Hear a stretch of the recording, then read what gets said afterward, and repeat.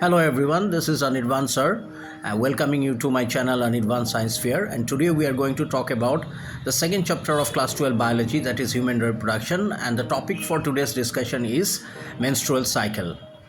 We are going to understand what is menarche, what is the menstrual cycle, how it happens, what happens during menstruation,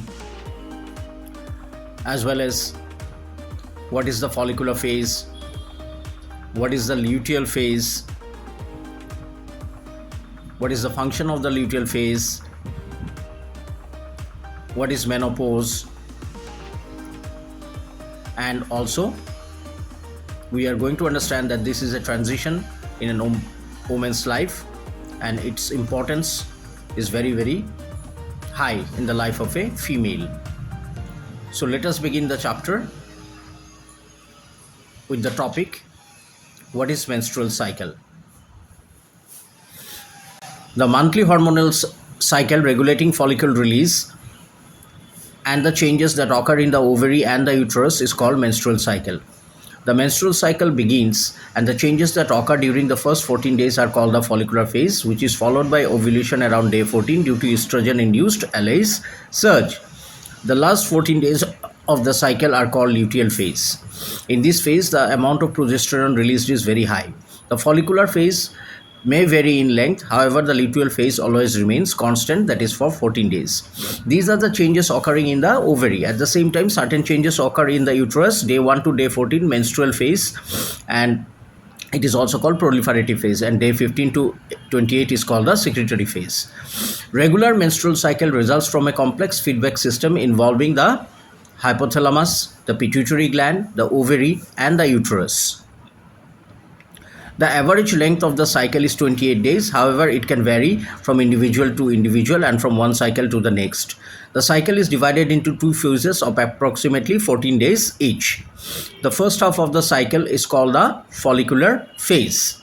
In this phase, the hypothalamus sets the beat for menstrual cycle by the pulsatile release of gonadotropin-releasing hormones, which stimulates the anterior pituitary to release further two hormones, that is FSH, follicle stimulating hormone, and LH, that is luteinizing hormone. Here we are going to use a graph to illustrate the changes of these two hormones and other hormones in the plasma that plays a role in the menstrual cycle. Now, once released from the pituitary, FSH travels to ovary where it binds to immature eggs called oocytes, thereby initiating their maturation. As the ovarian follicles grow, they become surrounded by layers of cells called theca cells and granulosa cells. At this point, LH joins the party and stimulates FH receptors on theca cells, causing them to produce androgens, which then diffuse to granulosa cells that, in response to FSH binding to FSH receptors, convert them to estrogens. Going back to our graph, in the first week of the cycle, we will see slightly elevated levels of FSH and LH. And then around day 7, we will see estrogen levels begin to rise. Now, estrogen serves two purposes. Firstly, it causes uterine lining, also called endometrium, to grow thicker in preparation for a possible pregnancy. Because these endometrial changes are proliferative in nature, therefore this part of the cycle is also called proliferative phase.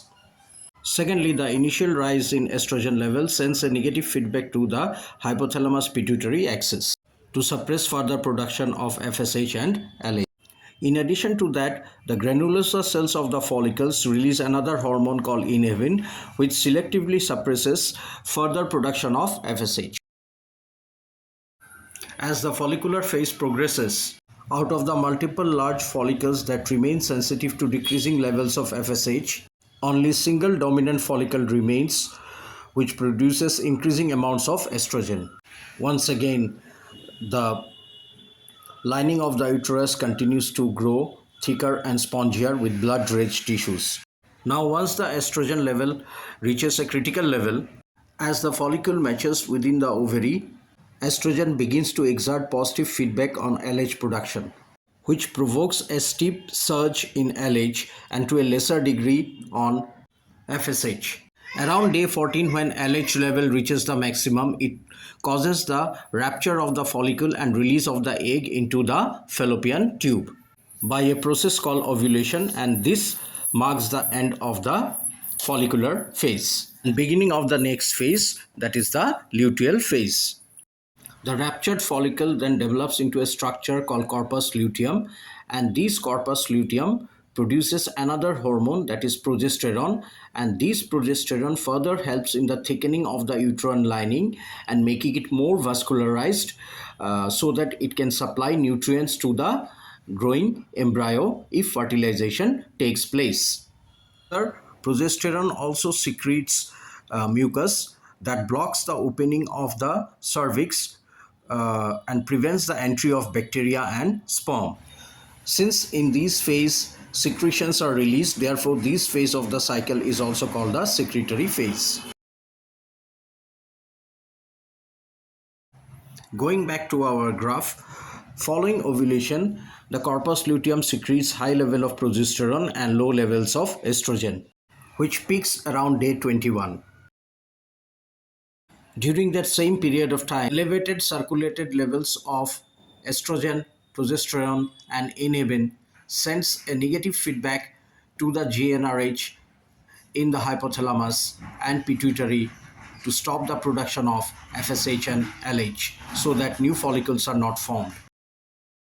Now, if fertilization does not take place within short period of time, the corpus luteum degrades and becomes corpus albicans, and as a result there is a steep fall in the levels of estrogen and progesterone.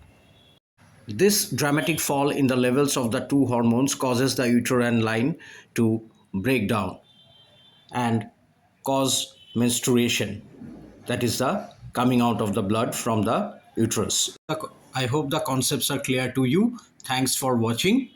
Please do subscribe to my channel and also share it amongst your friends, and do give your valuable comments for my motivation. Thank you.